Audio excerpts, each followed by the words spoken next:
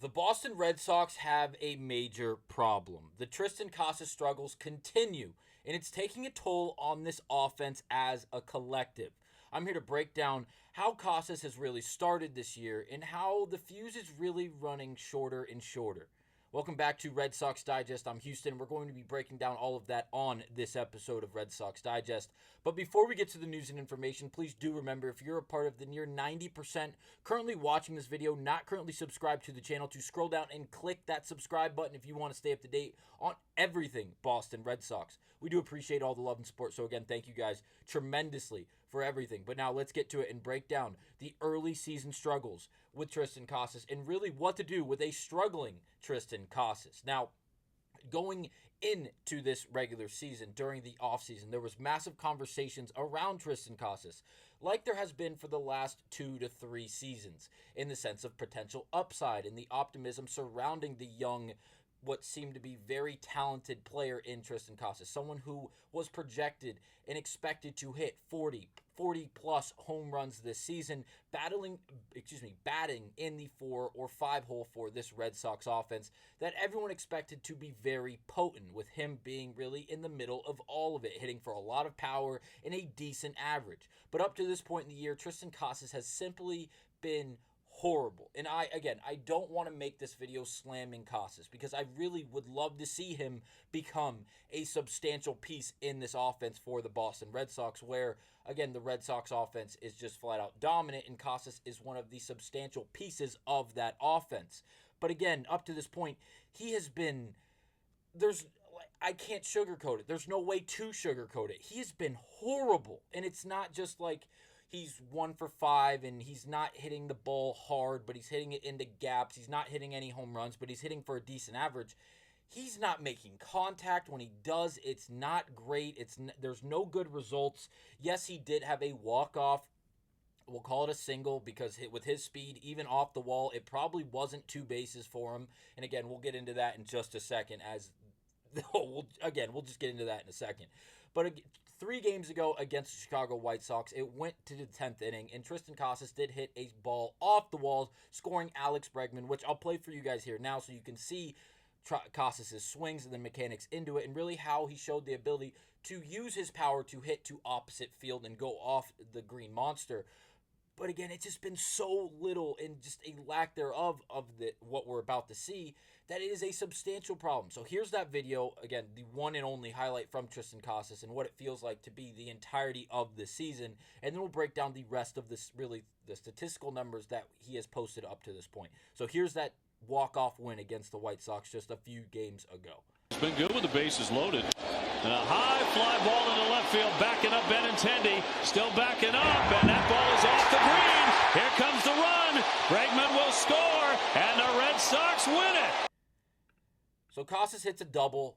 We'll call it a double off the green monster. The bases were loaded. He got an 86-mile-per-hour pitch, about belt high. If Casas would have missed that pitch and he failed to even put it in play, he'd probably be traded by now. And I'm exaggerating just a bit, but the point is the same. Triston Casas is failing to do little of anything up to this point in the year. If we look at his Baseball Savant page, it's horrific. And again, there's not even a lot you can even take from this to try to stretch it into the idea that Casas is simply just in a little bit of a dip, in a spell of just struggles, to say the least. But outside of the bat speed, which is, again, in the 85th or higher percentile for the entirety of the MLB, Casas has not posted anything worthwhile. Expected WOBA, batting average, all very, very below league average. And again, we're talking about average here, the league average, not in the top percentiles or even ranking in the top 60 or 70th percentile. This is not even coming close to league average, the 50th percentile. Things like expected slugging, something, again, that we mentioned earlier. We expected to see great numbers from Casas for him hitting for pop, whether it be to left center or right center field. Things like barrel percentage, just above league average, which, again, we need to see more from Casas. The hard hit rate is just below league average. Again, we mentioned the bat speed is the only thing above league average here that is worth acknowledging. And then we look at the square up rate from Triston Casas, way below. The chase rate just above league average, so that's good. He's not chasing a lot of pitches outside the strike zone. He's being a bit more content and really looking for something he can do damage on. But again, when he gets those pitches, he's failing to do so. And again, it doesn't end there. The whiff rate is way down. The square up rate, way down. The K percentage, way down. And the base on balls percentage, again, way down for Triston Casas. And again, that is just the offensive side of things. If we look at the fielding and the base running, it's even worse. And again, he does play first base, so the overall arm strength doesn't really particularly matter in this situation. But again, 4th percentile in the entirety of the MLB. And then the range, the 7th percentile in the entirety of the MLB. A very, very bad defender in itself. And again, he is only playing first base. So again, weight it the way you wish. But again, not great. Then we look at the running and the base running ability of Triston Casas. And the overall sprint speed is in the bottom 2 percentile for Triston Casas. And this is something that we started to mention earlier, and I stopped myself because I didn't want to go off on a tangent. But if you watch the Red Sox games and you watch Triston Casas take his ABs, when you see him hit a ball to shortstop, to second base, to third base, or into the outfield, and he's able, it's again a ground ball, and he's able to get to first base, he is so slow, it doesn't even look like he's making an effort to get down the first base line. It's horrific. I like Jarren Duran with both legs tied together, literally ankles tied together. I would take in a foot race over Triston Casas. And I'm not exaggerating. He is so slow, it literally looks like he's not even attempting to any form of effort to get down the line. Now, we're not going to solely focus on his inability to run or his inability when it comes to base running in entirety. But again, it's something that has to be acknowledged. Not only is the offensive production at a bare minimum, if not even that, the base running and the overall effort it seems like we're getting when he does run the bases, whether it is on a routine ground out or again a routine fly ball. Casas, it doesn't even look like he's attempting to run the first base. And I know I'm slandering a professional athlete for his inability to move quickly down the first baseline. In my opinion, it's almost unexcusable. Like, David Ortiz was slow. He wasn't this slow. And again, Prince Fielder, he was slow. He wasn't this slow. And again, these are bigger people. These are bigger athletes. These are larger human beings. I understand.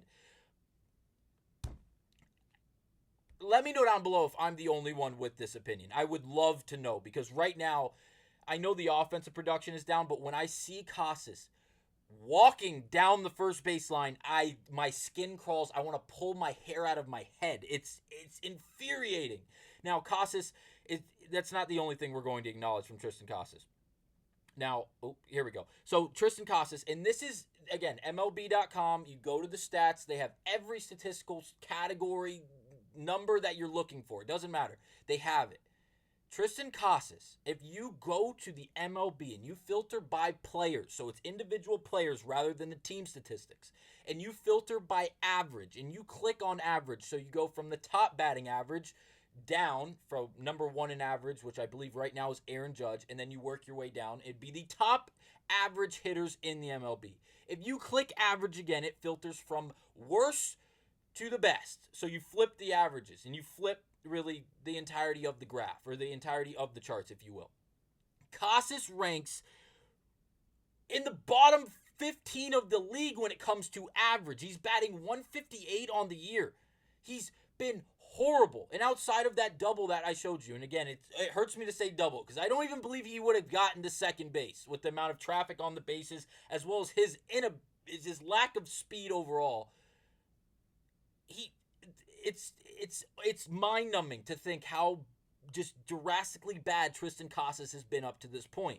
Now, we've seen him move all around the lineup. Now, this was, let me double-check here. This was Casas hitting in the 7th hole. So this is the most recent lineup, if you will, for the Boston Red Sox. This was obviously today against No, excuse me. This is the game he did walk off. This is the game he did get the walk off. He went 1 for 4. The one hit was in the bottom of the 10th that went off the wall that we just watched. Again, close to another offer from Triston Casas. But again, batting in the 7th hole. If you guys don't remember, the first opening series against the Texas Rangers for this Red Sox team, Casas was in the 4 hole. He was batting cleanup for the Boston Red Sox.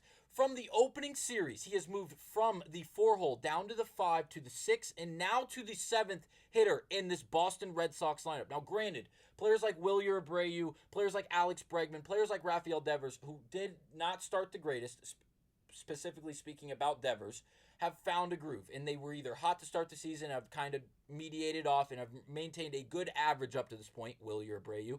And then players like Alex Bregman have overall just been pretty consistent, again, from start to finish, and it finished being today against the White Sox, have been pretty consistent.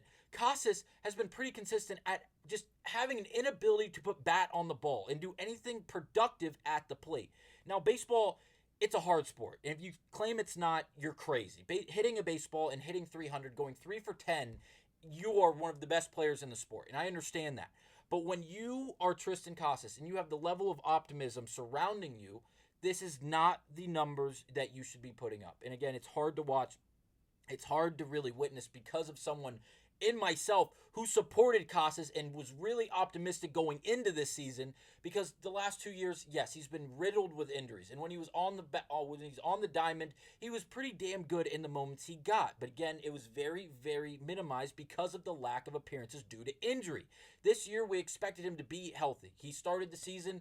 It was like, hey, he's going to get a clean start. He's going to be on a good Red Sox team with a whole lot of offensive potential. And he's laid an egg up to this point.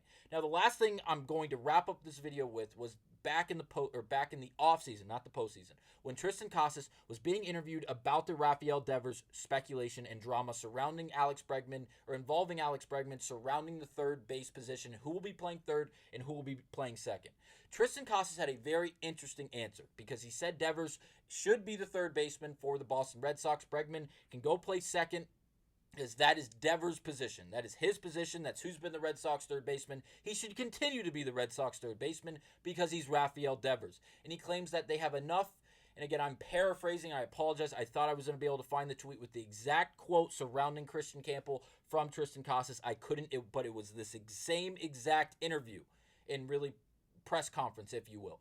But Casas said that they have enough grown guys, enough grown men on the MLB stage already, that the young guys could stay down in AAA and really develop and be able to come up if they absolutely exceed expectations. But as of right now, and again, I'm paraphrasing, we got it up here in the sense of the grown men, the guys who have already been on the big stage, referencing Christian Campbell and how if they did bring him up and put him at second, Devers went to DH and Bregman went to third, he wasn't a fan of that. And now look at this. Now just look at it in hindsight. Christian Campbell is arguably one of the best players on the Red Sox in totality. Whatever filters you want to put on this conversation, Christian Campbell has been phenomenal, like excellent, and he's going to win the Rookie of the Year at this rate. And again, knock on wood, I want to continue to watch Campbell succeed at this rate. But Triston Casas, man, please let me know down below what your honest opinions are on Triston Casas and his play up to this point, and what you guys would like to see happen, whether it is trade or whether it's send him down to the minors, allow him to find a groove down there before calling him back up. Again, there's a lot of different moving parts going on with a lot of different scenarios going forward for the Red Sox, including Triston Casas. But right now, it is just really, really hard to watch Triston Casas go up there and continue to just have an inability at the plate offensively, while also being close to a liability defensively. Thank you guys for watching, and I will see you guys on the next episode of Red Sox Digest.